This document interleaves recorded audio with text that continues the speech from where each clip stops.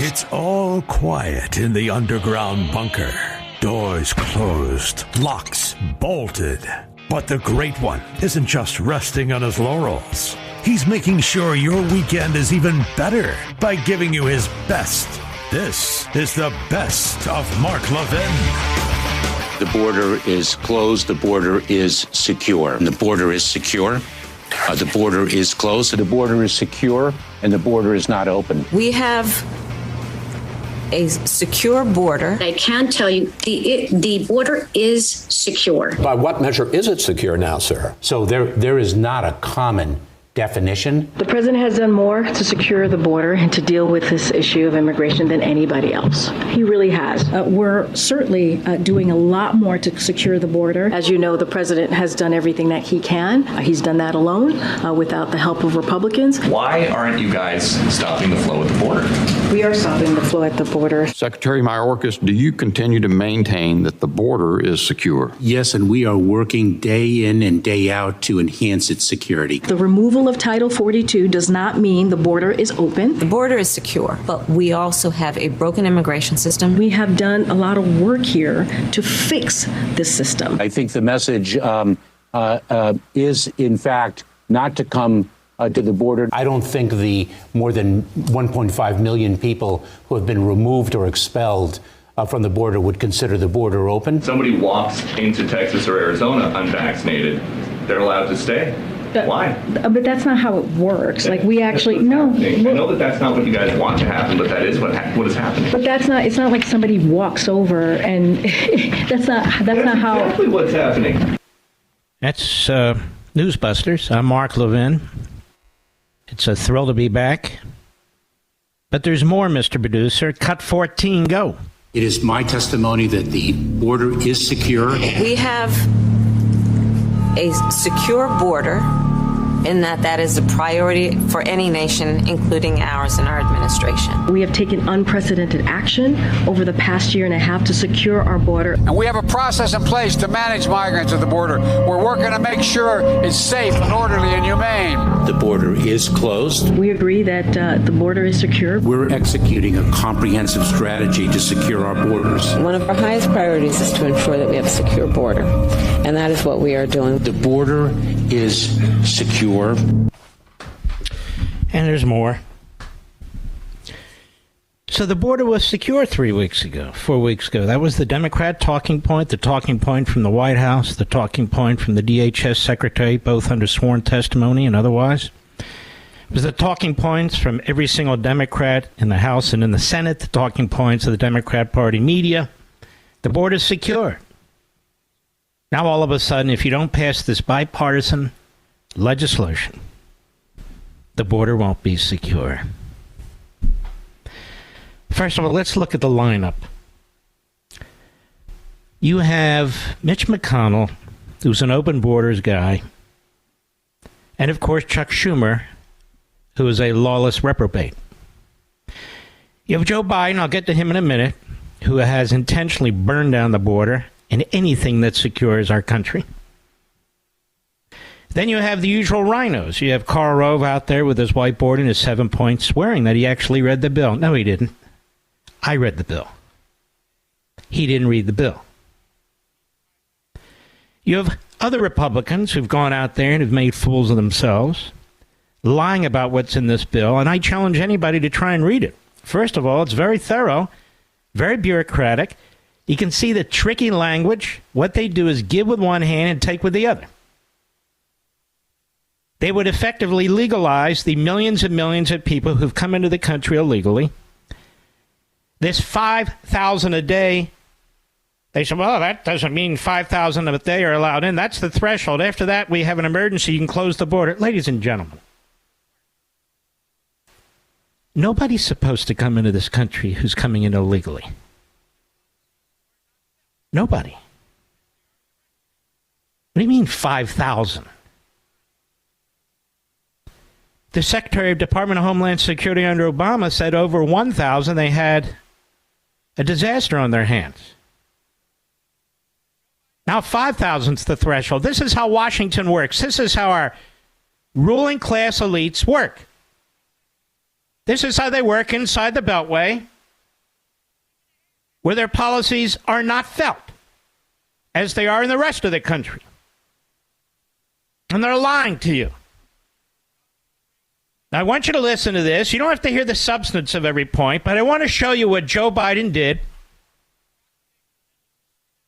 What Joe Biden did when he became president of the United States. And this is dated February 2nd, 2021. A week and a half after he became president, from the Center for Migration Studies. Biden has issued the following immigration-related executive orders and administrative policy changes since his first day in office. Proclamation on ending discriminatory bans on entry to the United States, first day in office. Executive order on the revision of civil immigration enforcement policy and priorities, where he guts immigration enforcement policies. That was his first day. Preserving and fortifying deferred action for childhood arrivals. That's DACA, which is an illegal administrative act. There's been no statute for it. He did that on his first day. Proclamation on the termination of emergency with respect to the southern border of the United States and redirection of funds diverted away from the border wall. January 20, 2021. So he says, I need emergency powers. He has them. He had them. He's signing an executive order to kill them. He can sign one to revive them on his very first day. Still on his first day. Executive order ensuring a lawful and accurate enumeration and apportionment pursuant to the decennial census, in other words, counting illegal aliens. More. Let's see here. Memorandum. U.S. Citizenship Act of 2021 on his first day. On his first day, DHS statement on the suspension of new enrollments in the Migrant Protection Protocols program. Proclamation on the suspension of entry as immigrants and non-immigrants of certain additional persons who pose a risk of transmitting coronavirus disease, January 5, 2021. Executive order in creating a comprehensive regional framework to address the causes of migration. He's the cause. To manage migration through North and Central America, to provide safe and orderly processing of asylum seekers at the United States border. February 2nd. Now, these titles are misleading. That should be called the rubber stamp executive order. Come in line, we rubber stamp you in. Executive order restoring faith in our legal immigration system and strengthening integration and inclusion efforts of new Americans. February 2nd. Executive order on the establishment of an interagency task force on reunification of families. Executive order on rebuilding and enhancing programs to resettle refugees and planning for the impact of climate change on migration. Memorandum for the Secretary of State on the emergency presidential determination on refugee admissions for fiscal 2021. In other words, you pretty much have to say you're a refugee trying to leave a country that persecutes you, and you're in. They know the language. A proclamation of the suspension of entry as non-migrants of certain additional persons who pose a risk of transmitting coronavirus. You might recall they lifted that as fast as they could. That Rule 42.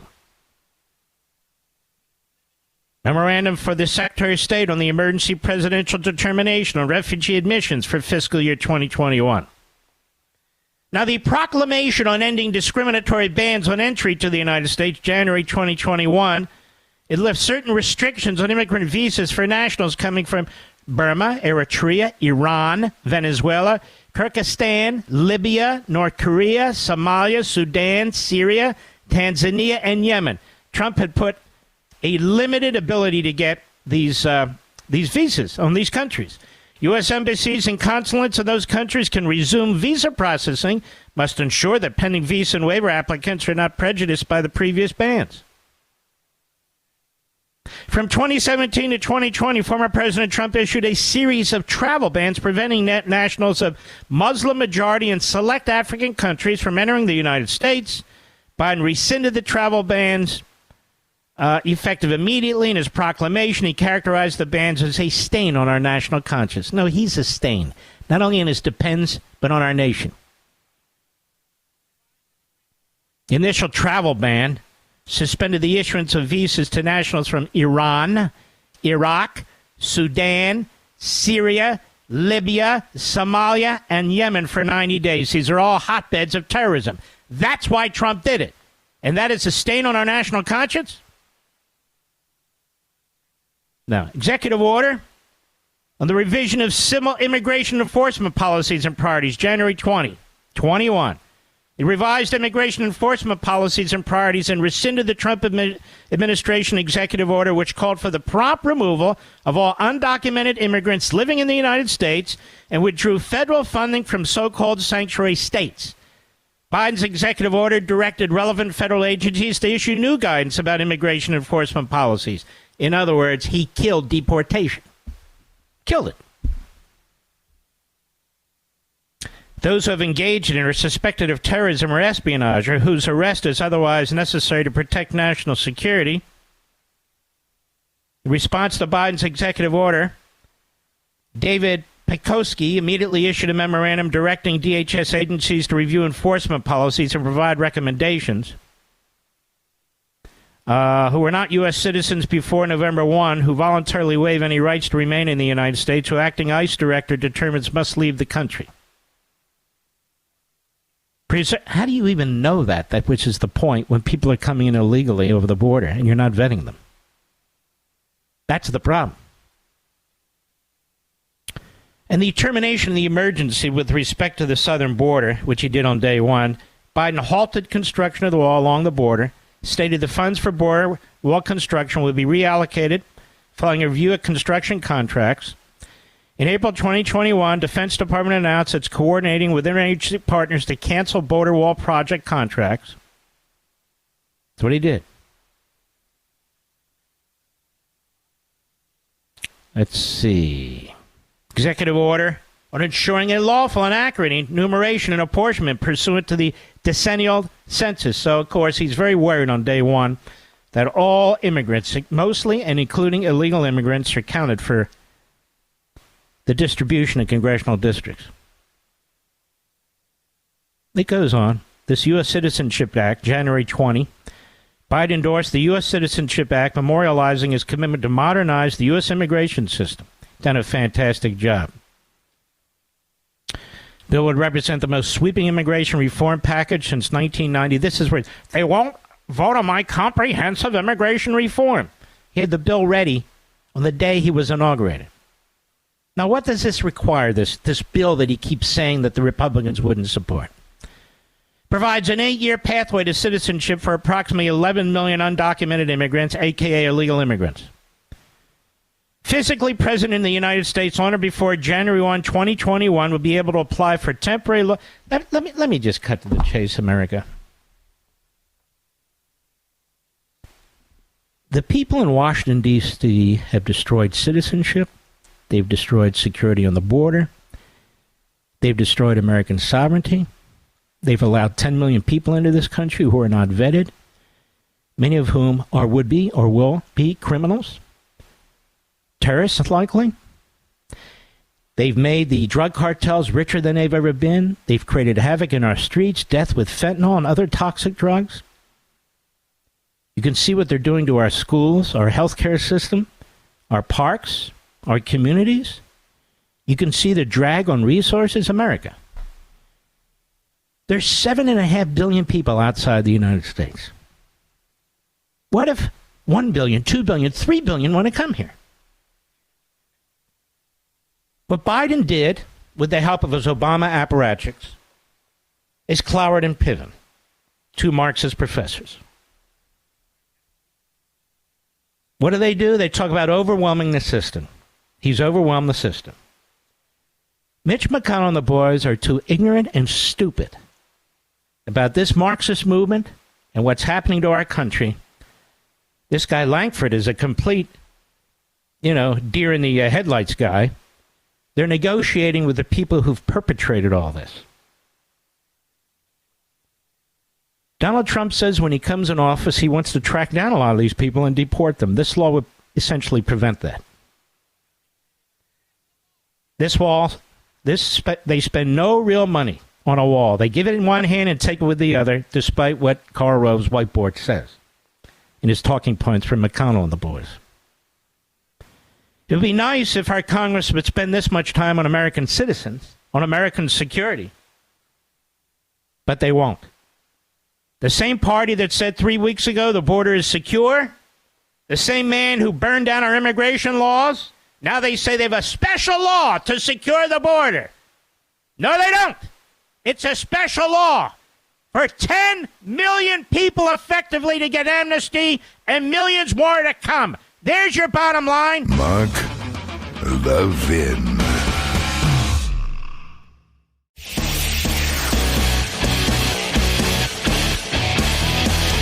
Making your weekend even better. This is the best of Mark Levin. I want to talk to my Christian brothers and sisters for a moment. Of course, everybody can listen in. From Carlton.ca.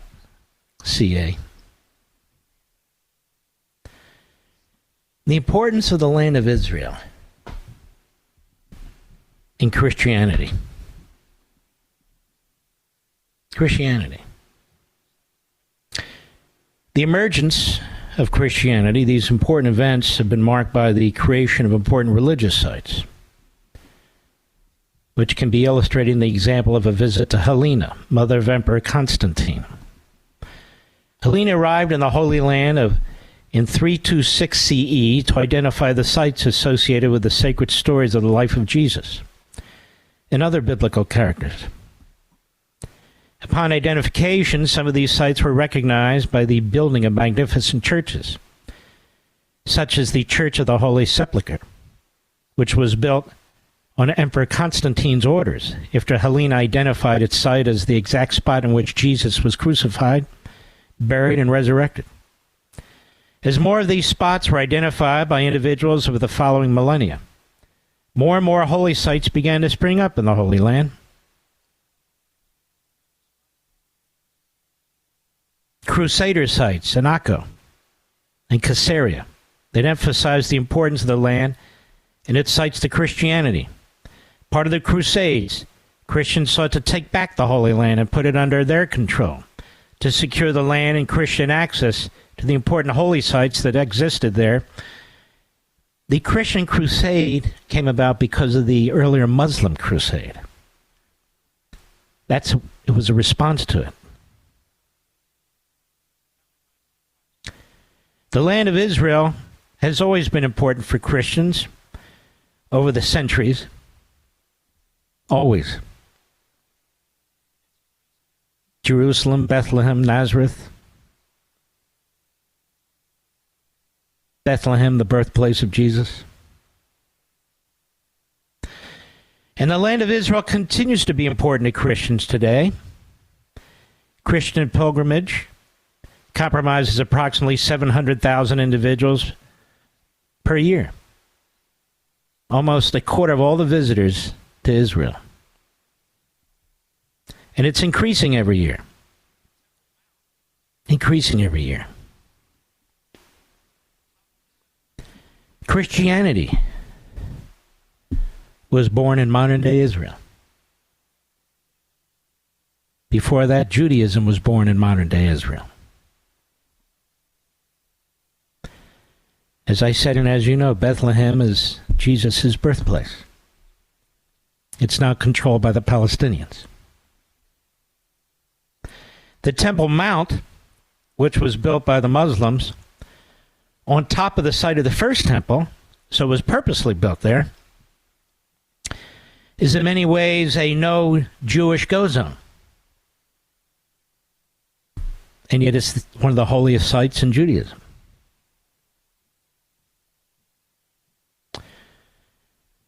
The history of Judaism, the history of Christianity abounds in the state of Israel.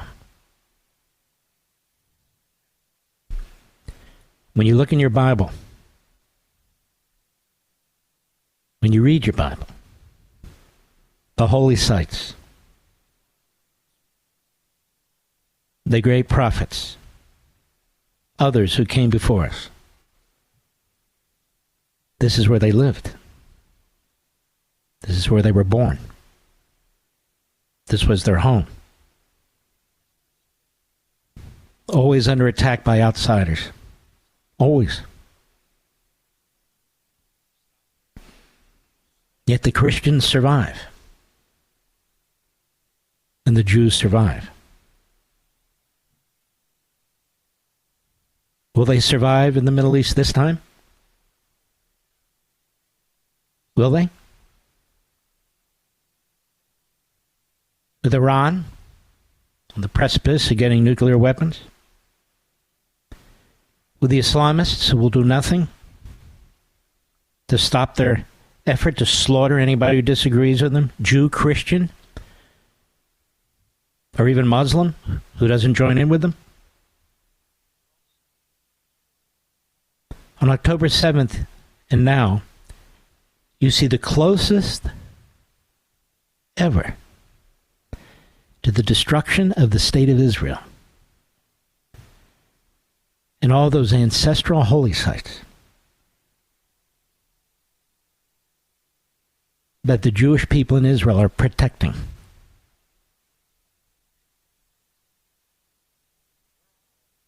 They're all subject to being destroyed, like the Taliban destroyed all the sites in Afghanistan.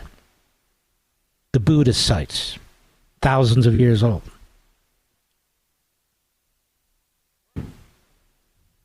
Do we want all these things destroyed? Why should our faith be pushed out of the Middle East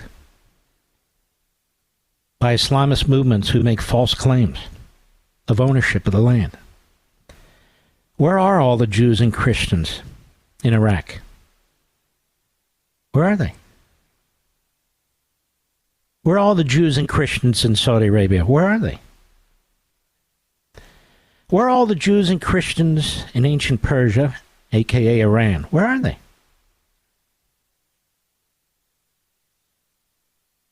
The overwhelming majority have been pushed out of their homes, their ancestral homes. The one place where they're protected is the State of Israel that has lost men and women defending those holy sites from Palestinian terrorists and terrorist regimes that surround it. Israel is surrounded by regimes and terrorists who want to destroy it, destroy their faith, destroy the holy sites of Christians and Jews. Surrounded. Now, what does this have to do with anything?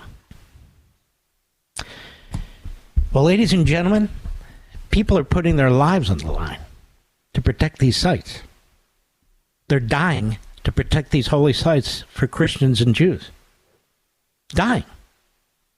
Police, IDF soldiers.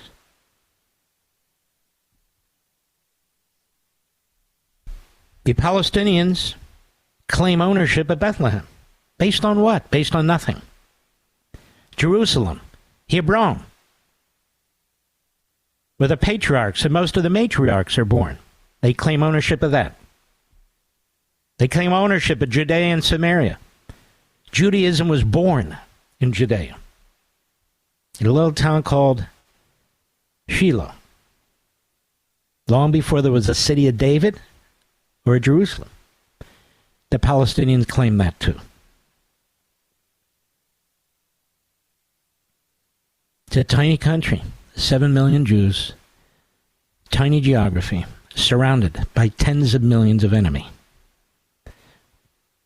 with increasing levels of technologically advanced weaponry.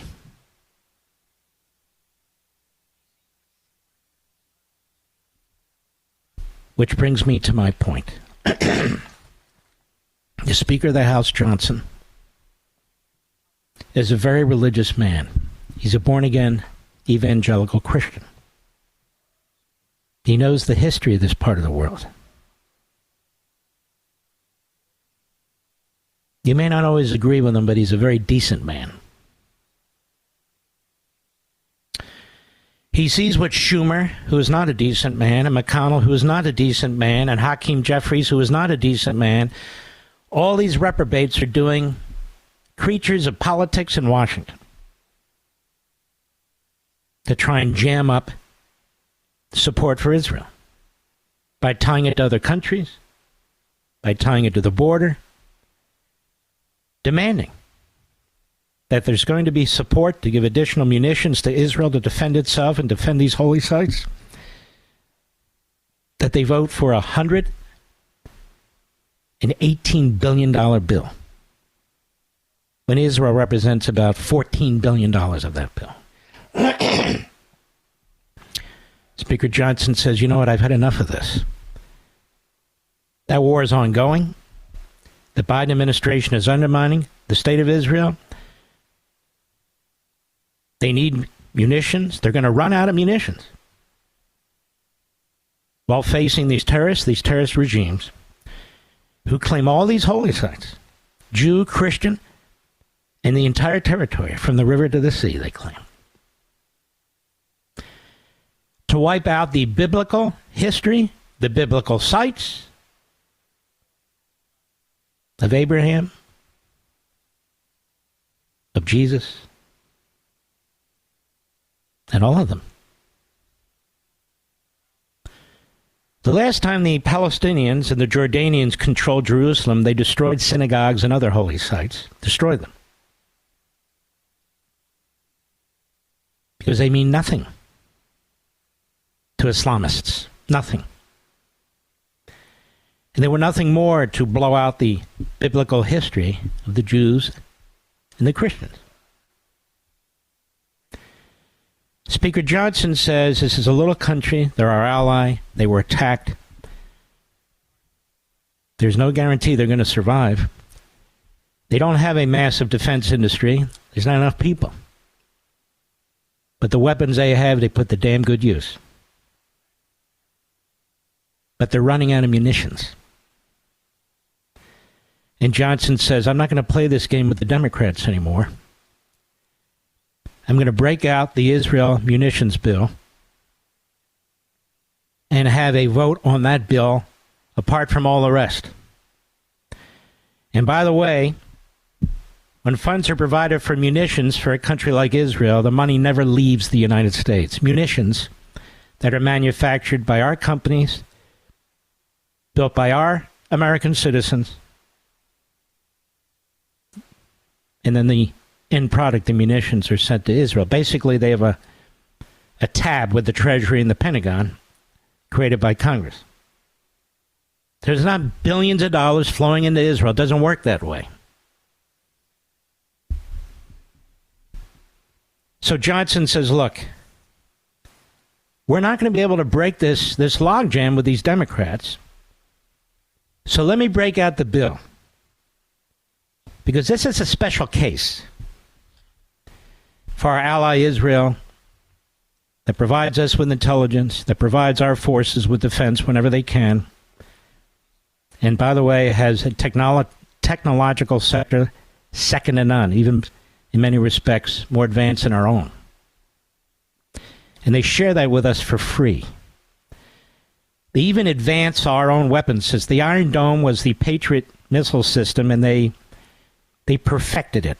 And they gave that technology to us because they're our ally, because we support them and they support us. And he says, all right, let's vote on it. And then the Freedom Caucus says, no, not so fast. Not so fast. That $14 billion needs to be offset with other spending cuts. Johnson says, but the Democrats are not going to go for that. They can't stop spending. Every dollar is not the same. $1 for a pork barrel program in Texas, or a pork barrel program in Florida, or a pork barrel program in Virginia, in some of these districts where we have these deficit hawks, and I'm a deficit hawk. $1 for so-called climate change and electric vehicles and non-government organizations. You know, we spend $6.5 trillion, so much of it for crap, redistributing wealth, expansion of welfare, all the rest of it. $14 billion. So Israel can defend itself and defend these holy sites. On behalf of all Christians and Jews, as well as other people of goodwill, And the Freedom Caucus says no. No. Because you need to offset that $14 billion. And we have a $34 trillion debt. They're actually wrong. We have a $300 trillion debt when you consider unfunded liabilities. But the Democrats are not going to go along. First of all, they don't support Israel. Some claim they do, but as a group, they support Hamas. Biden is undermining Israel with Iran. So it turns out the United States, directly and indirectly, is providing more funds to Iran, Hamas, the PLO, and Hezbollah than munitions to Israel. So Israel's having to defend itself against American money that has been used to arm up their enemies. And then when it comes to Israel, now we have to have offsetting. Offsetting what? Dollar for dollar. And so the Speaker of the House recognizes that some things have to be defended, like our historic sites and our history. The history of Christianity, the history of Judaism. Our faith has to be defended. These are sites that cannot be recreated. And the people who are defending them. In the Bible, God calls Jews his chosen people. I'm not saying you have to embrace that idea or not. And so we actually have people who are saying, not unless we offset every dollar, the $14 billion with a dollar somewhere else, because look at this debt. Look at the debt. $300 trillion. $14 billion. Seems like a hell of a bargain to me, Mr. Producer, because they're doing all the fighting over there against Hamas and the rest. Yes, our soldiers are dying needlessly. What Biden has done is utterly unnecessary. But I'm not talking about that. Mark Levin.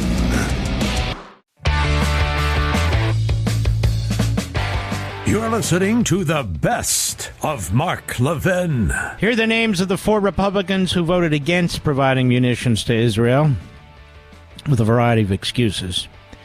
Andrew Clyde of Georgia, Aaron Bean of Florida, Andy Biggs of Arizona, Lauren Boebert of Colorado, Eli Crane of Arizona, Warren Davidson of Ohio, Matt Gaetz of Florida, Bob Good of Virginia, Paul Gosar of Arizona, Marjorie Taylor Greene of Georgia, Thomas Massey, boy, that guy's got issues now. What the hell happened to this guy?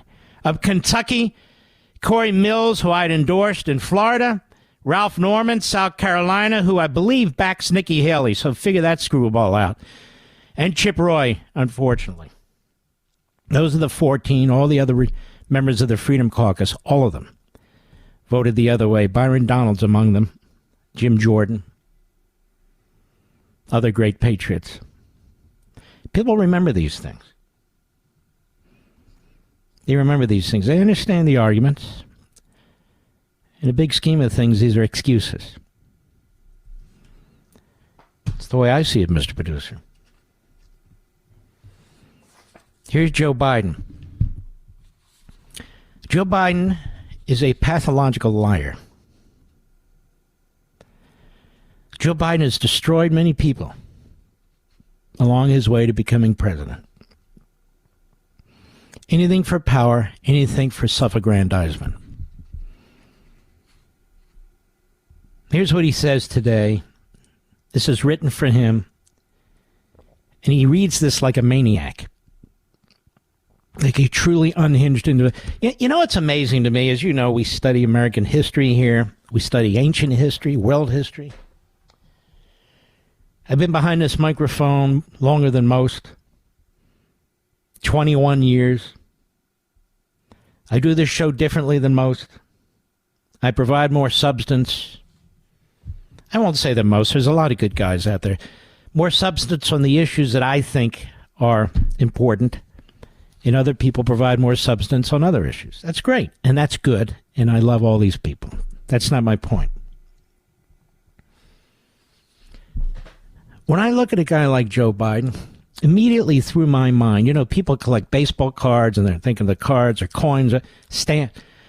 I'm immediately thinking of past presidents of American history. And I think to myself, what kind of Americans, what kind of people would support somebody like this to serve in the most powerful office in the world? Knowing full well that his dementia is significant, that he has always been a pathological liar, all he cares about is enriching himself, in winning elections, in empowering himself and his family. I told you, I met Joe Scarborough on a plane. Very friendly. I go up to him, we shake hands, we talk for a little while. Completely different guy. Joe, I'm telling you the truth here. Very likable. And then he goes on air, and he turns into sort of a white male Joy Reid. That's about right, don't you think, Mr. Producer? And he brings on these reprobates on MSNBC, brings on Sharpton. He used to trash Sharpton. He brings in all these leftists that in his heart of hearts he's uncomfortable with, but he still does it. And his defense of Biden, his attacks on Bibi Netanyahu, his attacks on the Republicans for not supporting this outrageously phony bill.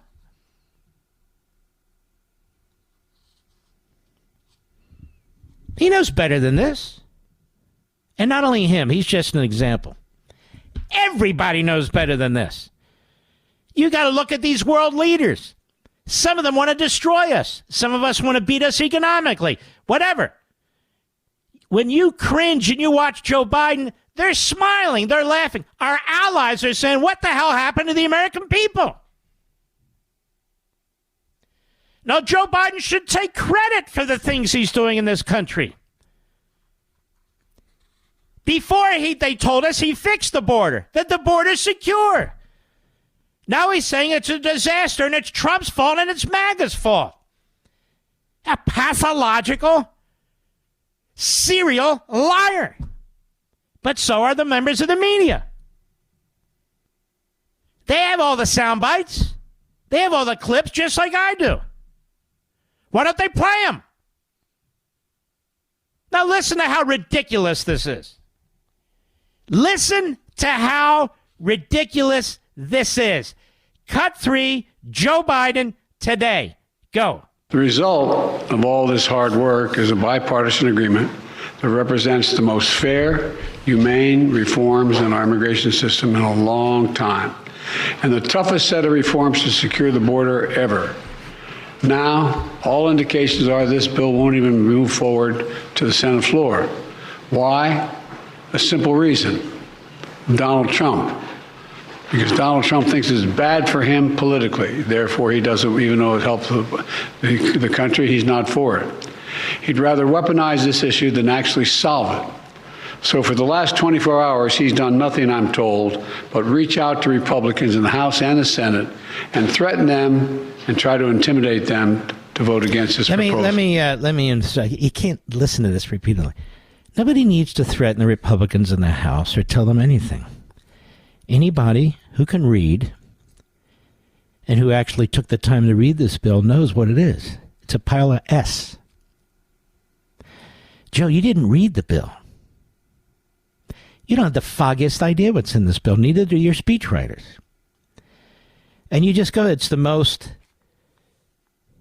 toughest set of reforms to secure the border ever. Now, why would he even sign something like that when he signed one executive order after another, up to 94, opening the border? Why would he sign the toughest reforms ever? Anybody believe that Schumer and McConnell negotiated the toughest reforms ever? Anybody believe Hakeem Jeffries and Nancy Pelosi support the toughest reforms ever? They take us for fools. Now, much of their base does consist of fools and Islamists and Marxists and all the rest of it. But still, again, he's the arsonist. He burns down the border and then pretends to have the solution. We have to face the fact that Joe Biden has a lot of mental issues, not just stage 5 dementia. And that's not a joke. It's not something to laugh about. But he is a pathological liar. He's always been a pathological liar. From his days in college and law school. About how he got arrested in South Africa marching for Mandela. Never happened. It never happened. That his son died in combat. No, he didn't. It was a horrific death. He had brain cancer, which is bad enough. The stories are legion, and they're endless, about how this man lies. But apparently that's okay. He lies about the economy. He lies about the border. He lies about Tara Reid, who escaped to Russia.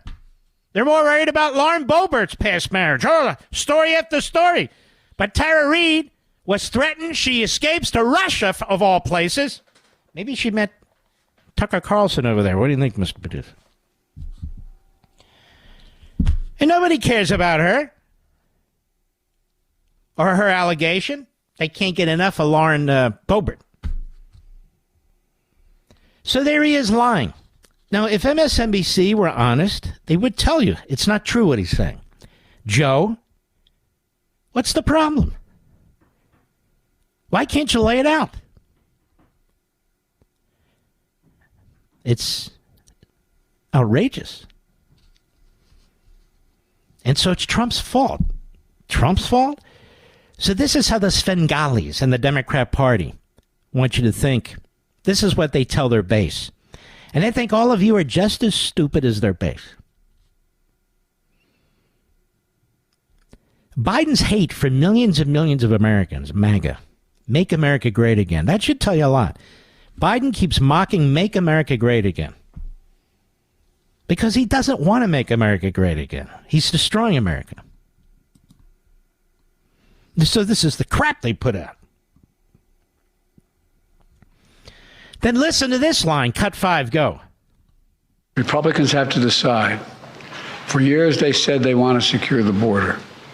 Now they have the strongest border bill this country has ever seen. You're a liar, you POS. The strongest border bill this country's ever seen was offered by the Republicans to the Senate over the summer. H.R. 2. They wouldn't even take it up. They wouldn't even vote on it. Ladies and gentlemen, if we had the toughest border bill ever, wouldn't it be strange coming from Biden and his party? Wouldn't that be strange? Does that even make any sense on the surface level? No, of course not. If we had the toughest border bill in the country, we were told 3 weeks ago by Biden and his fellow mouthpieces that the border was secure. So why do we need the toughest border security bill in history? None of this makes sense, does it? Why do we have 10 million illegal aliens in this country? That's why I said $1 million. Money means everything to Biden because he doesn't earn it. He doesn't earn it, but he loves it. With his estates, with his Corvette, and all the rest of it. And he's been on the public dole his whole damn life. But he makes out very well. He's a multimillionaire. Funny thing about Democrats. Now, that said, there's $1 million on the table right now.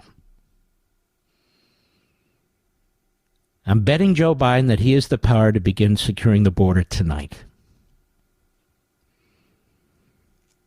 We don't need the toughest bill ever, ladies and gentlemen. First of all, you've got conservatives in the House and the Senate that didn't support Trump. Some of them supported DeSantis. They taking Trump's orders too? But because you support Donald Trump, you're taking his orders? You don't need orders. And notice on the other side, they never take orders. They don't take orders from Hakeem Jeffries. They don't take orders from Schumer. Meanwhile, they're the ones marching in line like good little totalitarians. Left, right, left, right. What did I used to compare them to, Mr. Producer? The Rockettes. They're the Rockettes, except the Rockettes are smart and attractive. The opposite of Democrats. But nonetheless, left leg up, right leg up, move left, move right. That's the Democrat Party. Like crows on a telephone wire. Or birds, whatever they are, on a telephone wire. They all voted against impeaching Mayorkas. Who told them to do that? They take their orders, you see, from Obama.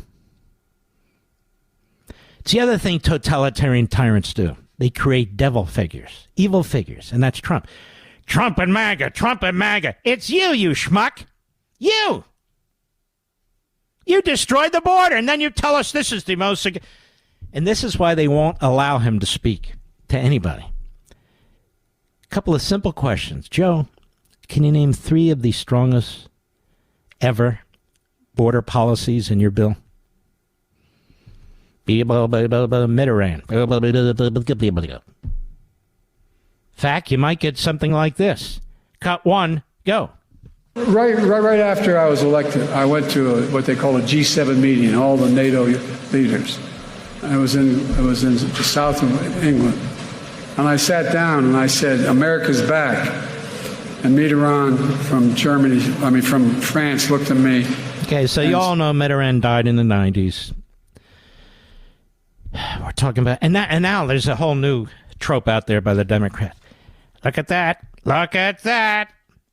Trump said Nancy Pelosi. He didn't mean Pelosi.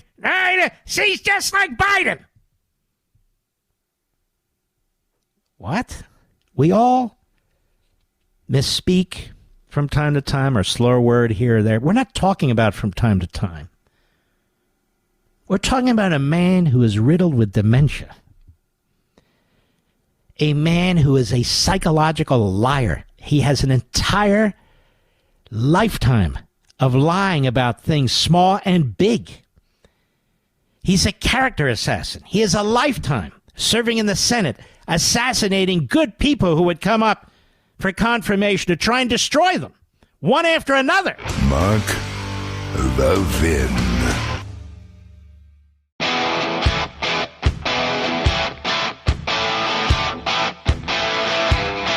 The Great One makes your weekend even better. This is the best of Mark Levin.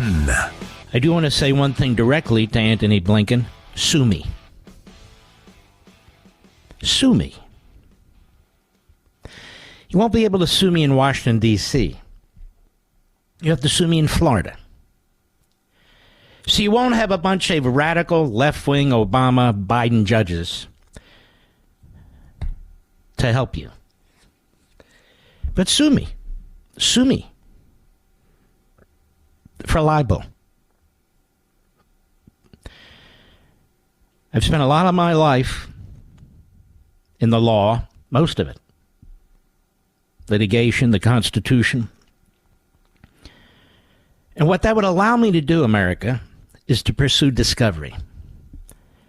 Every document, every text, every phone call,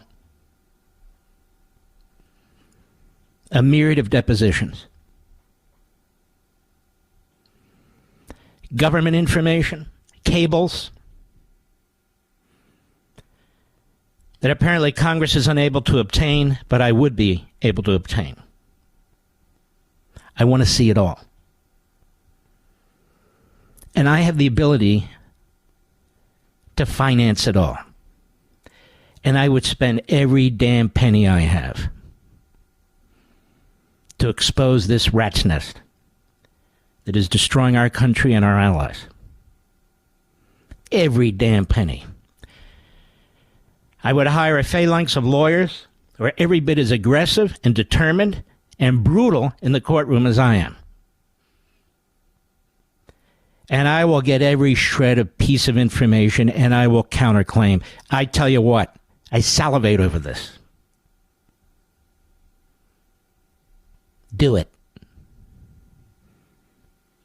Do it. And I'm not done. I've discussed with you to some extent, and you've heard from others about Blinken, the traitor. And there's so much more. But I can't do a Jerry Lewis telethon here. There's not enough time for that. But there's been a lot of writing about this Iranian high-level spy ring that was in Washington, D.C. What are you talking about, Mark? Isn't it amazing? Jake Tapper never covered it. Andrea Mitchell never covered it. The Morning Schmo and the Schmoites, they don't cover it. They don't care. I care. New York Times, Maggie Haberman, it's all Trump all the time. Lee Smith is an intrepid investigative reporter. He writes for The Tablet, among other places. Title of his piece from a little over a year ago, High-Level Iranian Spy Ring Busted in Washington, D.C. What? Never heard of this? What?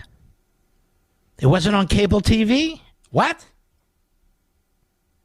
Wasn't on talk radio? What? The trail that leads from Tehran to D.C. passes directly through the offices of Robert Malley and the International Crisis Group. Who's Robert Malley? We've talked about this. Boyhood buddy of Antony Blinken. Malley's father was a terror sympathizer and a Marxist. And Blinken thought this should be our special envoy negotiating with Iran over our nuclear weapons. Folks, this is so consequential. It is so consequential. It's too late when we have historians and writers right after the fact. Iran is going to get a nuclear weapon. I have the report right in front of me. Right in front of me. The Institute for Science and International Security, a real group, not a political group. And in this document that they just released,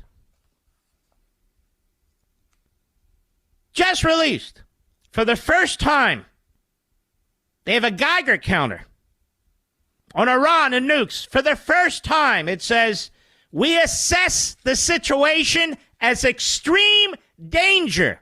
They bold it, they italicize it.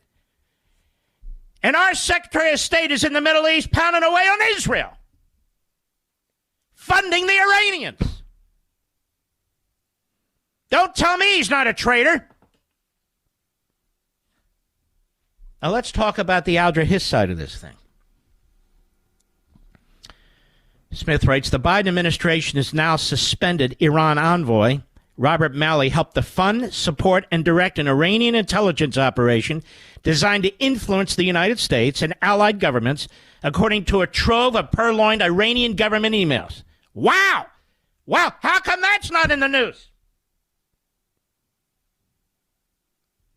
The emails, which were reported on by veteran Wall Street Journal correspondent Jay Solomon, writing in Semaphore, and by Iran International, the London-based emigre opposition outlet, which is the most widely read independent news source inside Iran, were published last week, a little over a year ago, after being extensively verified over a period of several months by two outlets, both of those outlets. They showed that Robert Malley had helped to infiltrate an Iranian agent of influence named Ariana Tabatabai into the most sensitive positions in the U.S. government.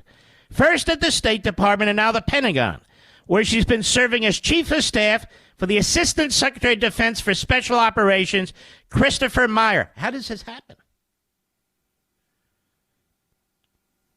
I'm just reading the story.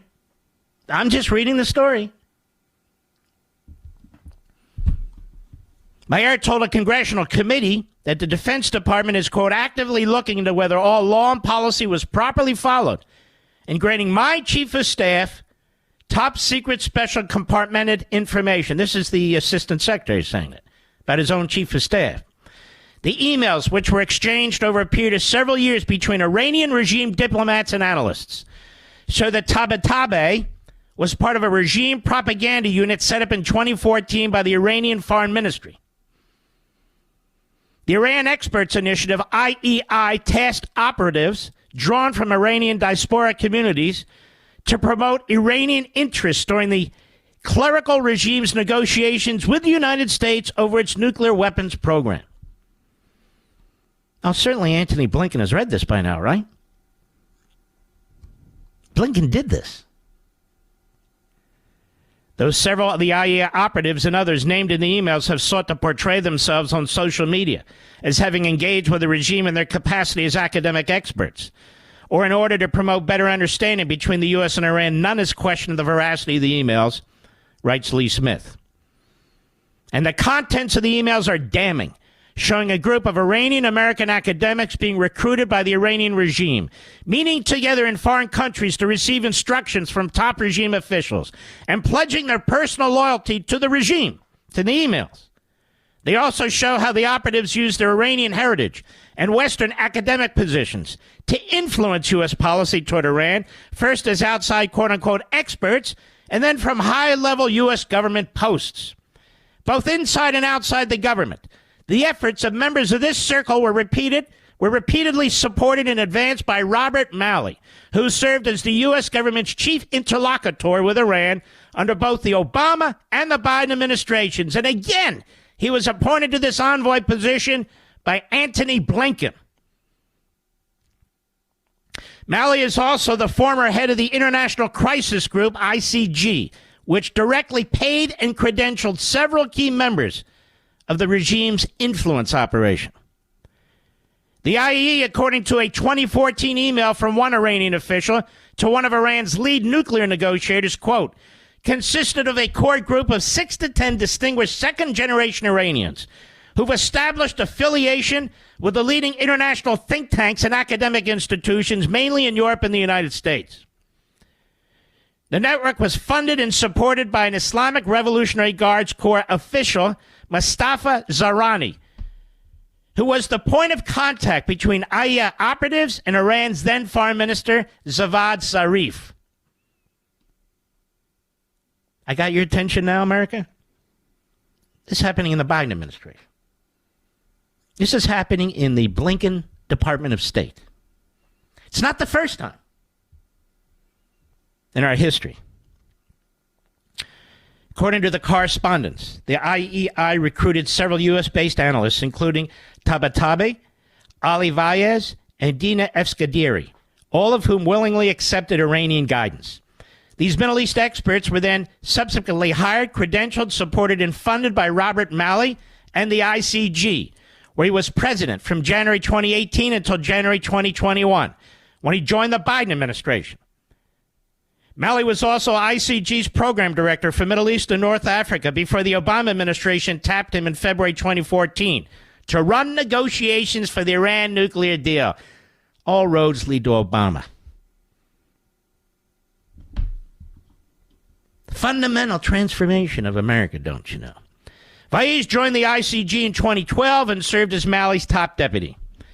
Emails quoted in the stories show that even once in government, Malley directed Vaez's actions at the ICG, sending him to Vienna, where the Iranian and U.S. teams had nuclear negotiations. Quote, following the order of his previous boss, Malley, Ali Vaez will come to Vienna, Zahrani reported, wrote Zarif in an April 3, 2014 email. Who from our group do you instruct to have a meeting with him? Vaez wrote Zarif directly after the Iranian foreign minister expressed dissatisfaction with the ICG report on Iran.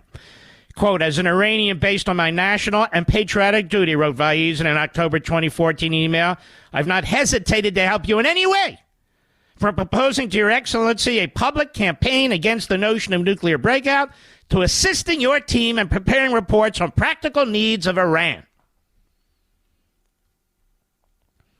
These emails likely explain why Vaez was unable to obtain a security clearance by our government in order to join Malley in the Biden administration. At the same time, they raised the question of why Malley sought to bring Vaez into the State Department in the first place, and why he remained in close operational contact with him even after he was denied a security clearance. So this guy's dealing with the Iranian regime.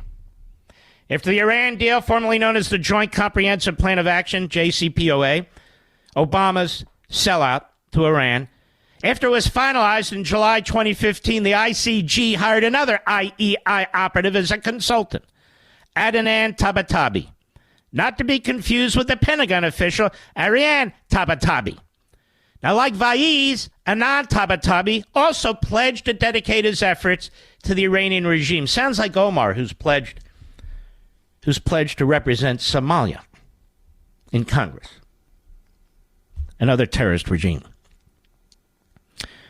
Stick with me. In an email from 2014, as the agreement was being negotiated, Adnan Tabatabai wrote to Zarif about the foreign minister's meeting in Vienna with IEI operatives, quote, "As you will have noticed, we are all very much willing to dedicate our capabilities and resources to jointly working on the improvement of Iran's foreign relations. Iran is our country, so we too feel the need and responsibility to contribute our share. When I say we, I mean the very group you met." This is in our government and government-associated organizations. In early 2021, shortly before he joined the Biden administration, Robert Malley brought a third IEI operative, Dina Esfandiary, into the ICG. ICG did not respond by press time to Tablet's email requesting comment on its employee's role in Iranian spy ring. February 2021, Malley hired Ariana Tabatabai to join his Iran team at the State Department. The emails document her cloying determination to prove her worth to the Iranian regime. Shortly after the 2014 meeting in Vienna, she sent Zarani a link to an article she'd co-authored with Esfandiary. Quote, "As I mentioned last week, Dina and I wrote an article about the nuclear fuel of nuclear power plant at Bashir for the Bulletin, which was published today. Our goal was to show what is said in the West, that Iran does not need more than 1,500 centrifuges, is wrong, and that Iran should not be expected to reduce the number of its centrifuges." Zarani then forwarded the email to Zarif, the Iranian. You getting the drift here, Mr. Producer? All this back and forth with the Iranian regime in the State Department under Antony Blinken? In June 2014, Ariana Tabatabai emailed Zarani to say she'd been invited to conferences in Saudi Arabia and Israel and asked for his prior approval of her trips. "I'd like to ask your opinion, too, to see if you think I should accept the invitation and go," she wrote.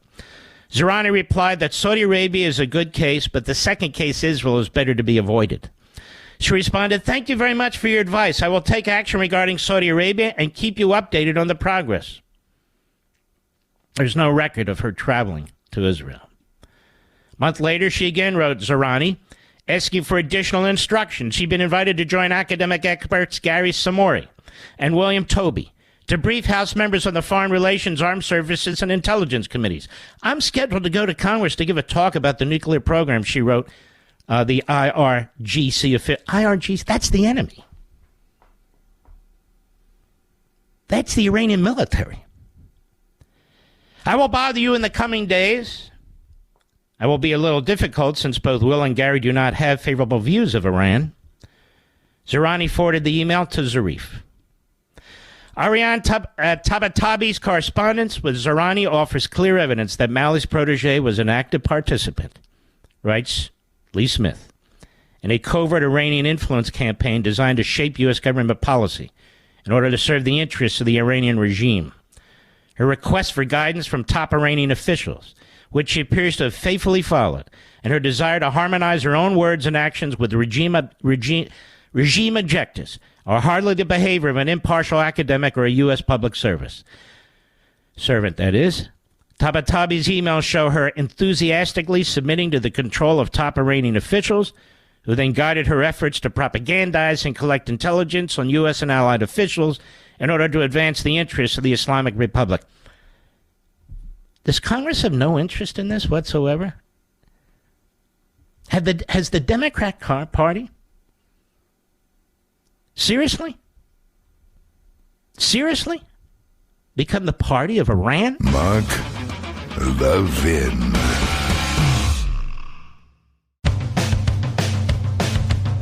We're giving you nothing but the best of Mark Levin. Wow. You're in exactly the right place at the right time. Section 3 of the 14th Amendment. You know what's fascinating about this entire debate? And here it is in front of the Supreme Court. It it's not like I hide my opinion. I have millions and millions of you. Same with Fox, same on the Blaze. I specifically said on Fox, during Life, Liberty, and Levin, I have said behind this microphone, when dear colleagues were dismissing this entire movement on Section 3, 14th Amendment, as an outlier, it's no big deal, so forth and so on. Now they're all experts on it.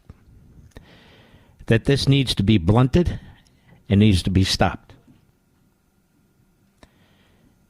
And I laid out the reasons for it. I've posted some of them on our social media sites within the last hour.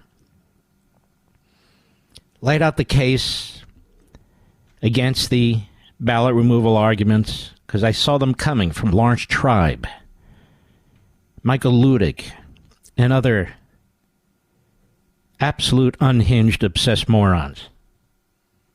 Former circuit judge, former Harvard professor. And it needed to be addressed, so I addressed it.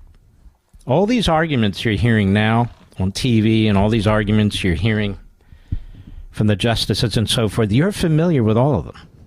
Those of you who listen to this program, because we laid them out. Hook, line, and sinker. Now this report comes out on Trump. So I'm thinking about this as I have in the past. Back in August of 2021, I made the case that Joe Biden should be removed under the 25th Amendment because of his dementia. I said it on Sean Hannity's program. I said specifically on Fox that the standards of the 25th Amendment were more than met. 4 p.m. today Eastern Time, I posted it again, that this report underscores that Joe Biden is an imbecile. I don't say that in a derogatory way. I say in a legal way. He's an imbecile. Special counsel met with him for a few hours, interviewed him, and concluded the same thing. He didn't know when he was vice president or when the vice presidency ended. He didn't know what year his son passed away. The man is in stage 5 dementia. As I told you before, there's 7 stages. He's in stage 5. So I post that the 25th Amendment should be used. So one of our friends, one of our hosts, 2 hours later or so, waves around the Constitution, talks about the 25th Amendment. I don't want a pat on the back. I'm just telling you folks, you're in the right place at the right time. You're in the right place at the right time. The next battle is going to be over Section 4 of the 14th Amendment when it comes down to spending. We have fought that battle before, and we will fight it again. And then suddenly, everybody will find Section 4 of the 14th Amendment and debate it and litigate it. What I do, not just for a career, is I study this document like few have. Every damn word, every damn syllable. Not because I don't know it, but because the enemies of this republic who've coalesced into the Democrat Party are trying to undo every syllable, every word, every sentence in the document. So we have to be prepared to defend it. I don't just come along as a legal analyst and start commenting on things that are happening. I'm telling you what they're doing and that they're coming. And that's what they're going to do.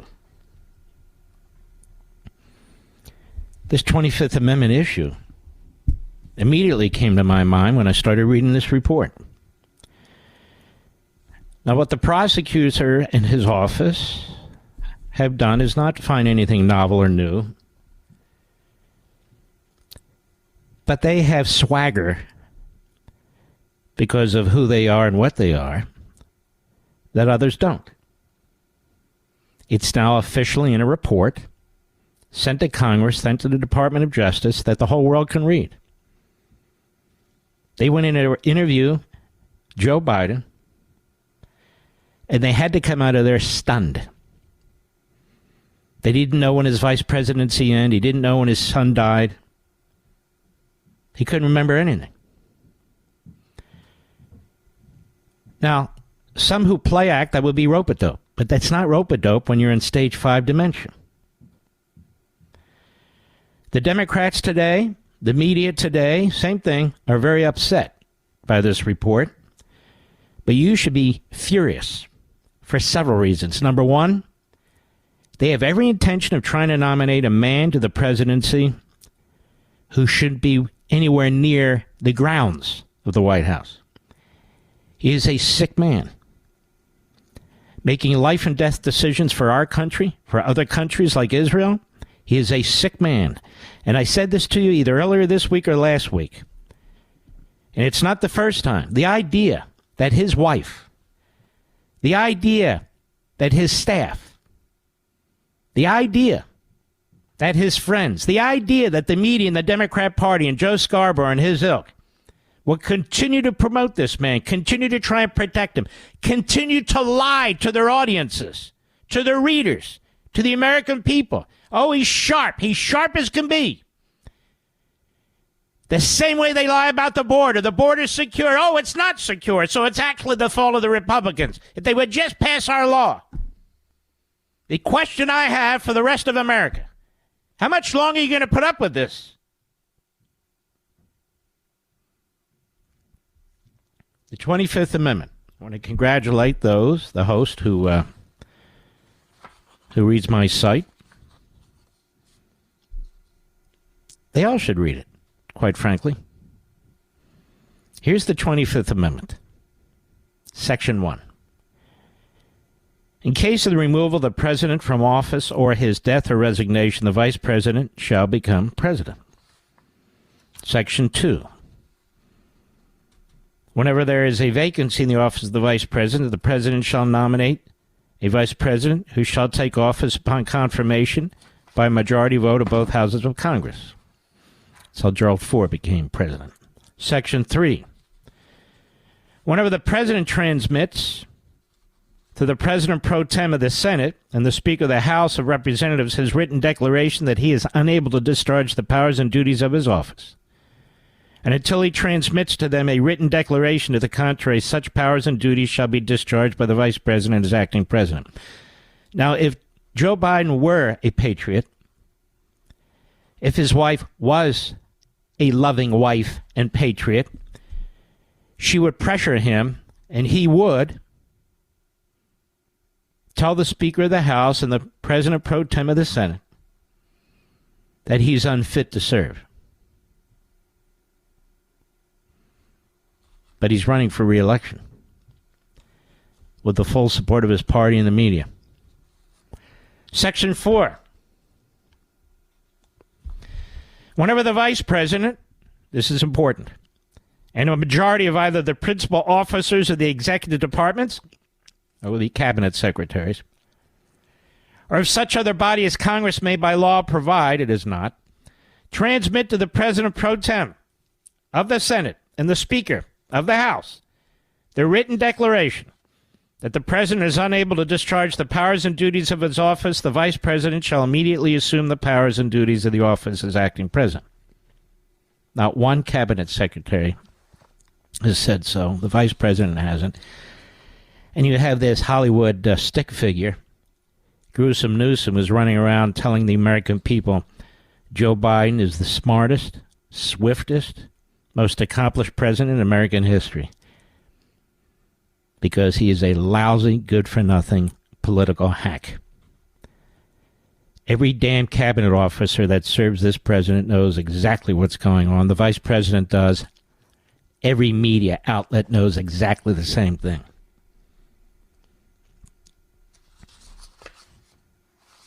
Whenever the vice president, a majority of either the principal officers, so you need Kamala Harris and a majority of the cabinet. Thereafter, when the president transmits to the president pro tem of the Senate and the Speaker of the House his written declaration that no inability exists, so the president says, wait a minute, I'm the brightest guy to ever serve here. In fact, I'm running for re-election.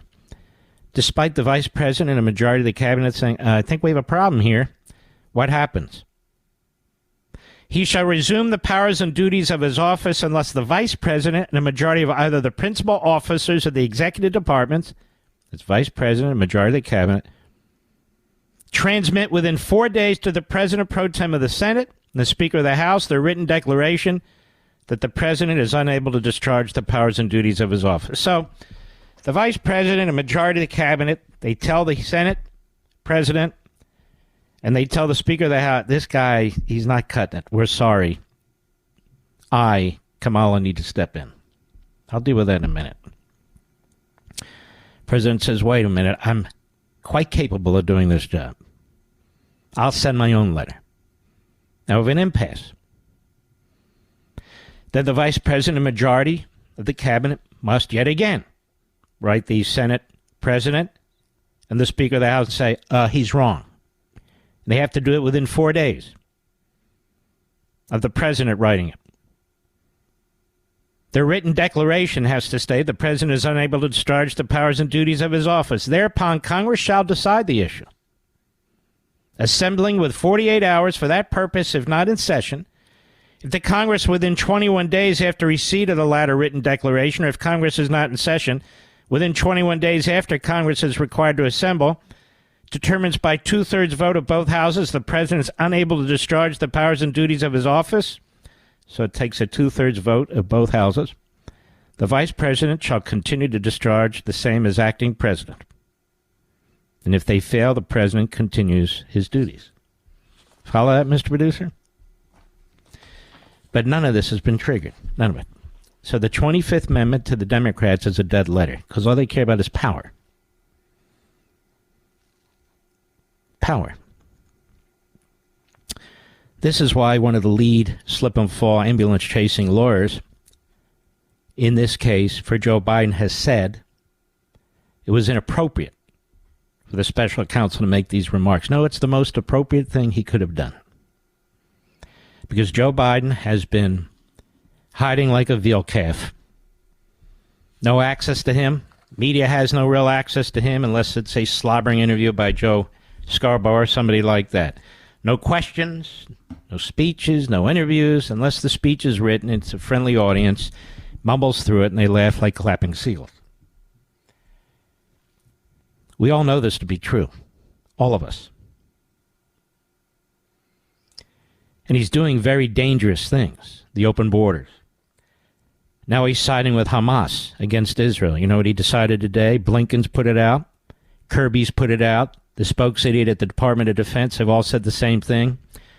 Israel has one last section to defeat Hamas. It's where the Hamas leaders are. It's where the remaining Hamas terrorists are. They're gearing up to take them on, to destroy them. And Biden and Blinken have given the order, no, we do not support you doing this. It's come out of the Defense Department, the State Department, the National Security Council, the Office of the White House, and everybody. Do not defeat Hamas. That's what they're saying.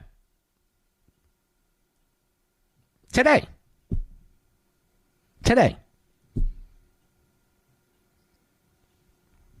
This document should trigger extensive discussion about the 25th Amendment all over the country, all over the media. The host who waved it around today, I don't expect him or her, I'm not going to identify the person, to explain where she or he originally saw it, but that's okay. It needs to expand on talk radio, on Fox, and any other legitimate news platform, of which there are very few.